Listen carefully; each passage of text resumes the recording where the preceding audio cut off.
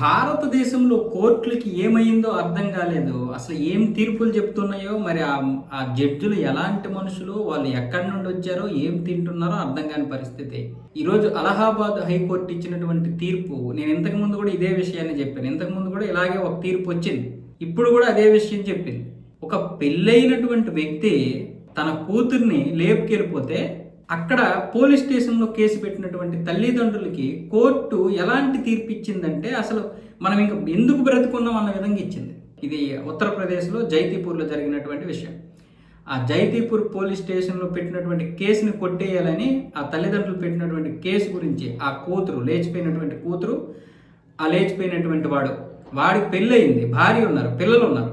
వాళ్ళిద్దరూ అలహాబాద్ హైకోర్టులో పిటిషన్ దాఖలు చేశారు, ఈ కేసుని కొట్టేయాలి, పైగా మాకు వాళ్ళ నుంచి ప్రాణహాని కూడా ఉంది, మా అమ్మ నాన్నల నుంచి అని పెట్టింది ఆవిడ. అది పరిశీలించినటువంటి హైకోర్టు వాళ్ళిద్దరికీ ఎటువంటి ప్రాణహాని ఉండకుండా మీరే సెక్యూరిటీ ఏర్పాటు చేయండి, పైగా ఈ యొక్క కేసును కొట్టేయాలని పోలీస్ స్టేషన్ కూడా అలహాబాద్ హైకోర్టు చెప్పింది. ఎందుకంటే ఇద్దరు పరస్పరం అంగీకారంతో లేచిపోయారు, పైగా ఇద్దరు మేజర్లు కాబట్టి దీన్ని మేమేమి చేయలేము, సున్నితమైనటువంటి అంశం అని చెప్తోంది. అలహాబాద్ హైకోర్టు ఏం చెప్తుందంటే నైతికత చట్టానికి మధ్య చన్నని గీత ఉంటుంది. చట్ట ప్రకారం చూసుకుంటే ప్రాథమికంగా ఆ వ్యక్తి నేరం చేసినట్లు కనిపించడం లేదు. పౌరుల హక్కులను పరిరక్షించేందుకు కోర్టులు తీసుకునే చర్యలను సమాజంలో ఉన్న అభిప్రాయాలు, నైతికత నిర్ణయించలేవు అని కోర్టు పేర్కొంది. అలాగే ఆ సహజీవన భాగస్వాములను అరెస్టు చేయొద్దని తన ఆదేశాల్లో స్పష్టం చేసింది. అతడు పెళ్ళైన వ్యక్తి కాబట్టే మరో మహిళతో సహజీవనం చేయడం నేరపూరిత చర్యని యువత కుటుంబం తరఫు న్యాయవాది వాదనలు వినిపించారు. వారిద్దరూ పరస్పర అంగీకారంతో ఆ బంధంలో ఉంటే అతడిపై అభియోగాలు మోపలేమని కోర్టు స్పష్టం చేసింది. అలాగే తాను మేజర్నని, పూర్తి ఇష్టంతోనే ఈ సహజీవనంలో కొనసాగుతున్నానని పోలీసుల వద్ద ఆ యువత పేర్కొన్న విషయాన్ని ప్రస్తావించింది. పరువు హత్య జరగొచ్చంటూ ఆ పిటిషనర్లు ఆందోళన వ్యక్తం చేయగా వారికి రక్షణ కల్పించాలని పోలీసులకు కోర్టు ఆదేశాలు ఇచ్చింది. అంతేకాకుండా మహిళ తరఫు బంధువులు సమన్వయం పాటించాలి, మీరు కోపం చెంది అతని మీద ఎటువంటి దాడి చేయొద్దు, ఆ దాడి చేయకుండా చూసుకోవాల్సిన బాధ్యత కూడా పోలీసులదే అని చెప్తుంది కోర్టు. పోలీసులు ఇప్పుడు ఈ జంట వెనకాల తిరుగుతూ ఉంటారనమాట. 20 సంవత్సరాలు పెంచి పెద్ద చేసినటువంటి తల్లిదండ్రులకి పిల్లల మీద హక్కులు లేకపోతే ఎవడకుంటాయి? మరి ఇప్పుడు ఆడిని పెళ్లి చేసుకున్నటువంటి భార్య పిల్లల పరిస్థితి ఏంటి? కోర్టులు మొత్తానికి ఏదో దూరి ఇక్కడ పాశ్చాత్య సంస్కృతిని నిలపడానికి చూస్తున్నాయి, లేదా పాశ్చాత్య సంస్కృతిని ఇక్కడ రుద్దేయడానికి చూస్తున్నాయి. అంతే కదా, పాశ్చాత్య సంస్కృతులు ఇవి ఉంటాయి.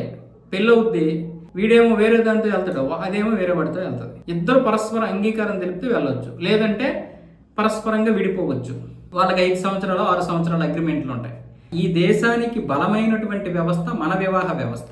ఈ దేశానికి బలమైనటువంటి వ్యవస్థ మన కుటుంబ వ్యవస్థ. దాన్ని విచ్ఛిన్నం చేస్తున్నారు, దాన్ని నరకం చేస్తున్నారు. ఇప్పుడు వీడికి పుట్టినటువంటి పిల్లలు ఎంత నరకం చూస్తారు?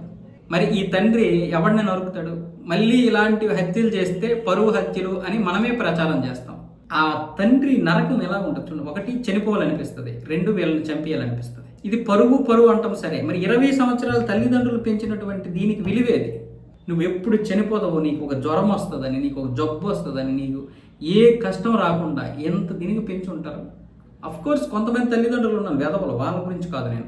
98% తల్లిదండ్రులు త్యాగాలు చేస్తారు, ఆ 2% గురించి వదిలేస్తాం. కానీ ఈ త్యాగాలు చేసిన తల్లిదండ్రుల యొక్క మనోభావం ఎవరికి అవసరం లేదా? ఈ దేశంలోకి ఏం చొరబెడదామని వీళ్ళు వస్తున్నారు? ఈ కోర్టులు ఎవరితో టైఅప్ అవుతున్నాయో అర్థం కావడం లేదు. బహుశా ఇదే విషయం ఈ వీడియో వాళ్ళ వరకు వెళ్తే, ఒకవేళ హిందీలోకి ఇదైతే నా మీద కేసులు పెట్టేస్తారు, అంటే మనలాగా చెప్తున్నటువంటి వారి మీద. మరి ఆ జడ్జిలకి పిల్లలు ఉండరా? వాళ్ళు ఇదే విధంగా, లేదా జడ్జిల తాలూకా భార్యలు వేరే వాడితో నచ్చి వెళ్ళిపోతే వాళ్ళ ఇంట్లో పనిచేసినటువంటి వారితో, మేజర్లే కాబట్టి నో ప్రాబ్లమ్. లేకపోతే వాళ్ళ పిల్లలు వాళ్ళ యొక్క భార్యలు అలాగే వెళ్ళిపోయి ఉంటారు కాబట్టి ఇలాంటి తీర్పులు ఇస్తున్నారా? ఏం చెబుతుంది చట్టం? ఏం చెబుతుంది? కరెక్టే చెప్పండి. సుప్రీంకోర్టు కూడా ఇవే తీర్పులు చెబుతుంది, హైకోర్టులు కూడా ఇవే తీర్పులు చెబుతున్నాయి. మొత్తానికి మన వ్యవస్థలో ఏదో దూరింది. ఆ దూరినటువంటిది ఈ పాశ్చాత్య జబ్బే.